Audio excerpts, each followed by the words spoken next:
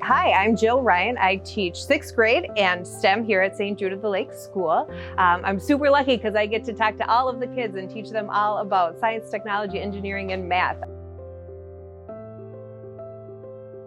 Hi, I'm Matt. And I'm Daniel, and this is the Aquaponics lab. This is a fish tank, and it has all the tilapia, which are the fish that we use for our aquaponics lab.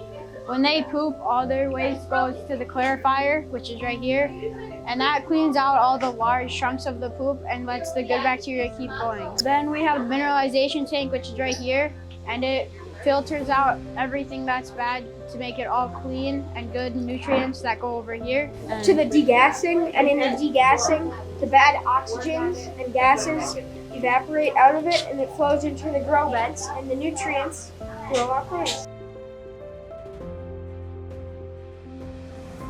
Hi, I'm Gianna Lenz, and what I like most about the Aquaponics lab is that it's really fun, and science is my favorite subject in school, and you just get to explore and have fun, but also learn at the same time.